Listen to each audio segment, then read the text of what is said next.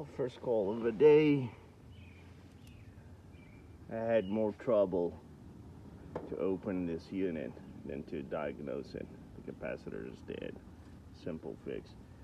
But for me to take the door panel, I had to push against the whip over here. They have it so tight that it took me like 2-3 minutes to get this door out. Yep. A lot of them installers don't think about us. I did install too, and I never did this kind of shit.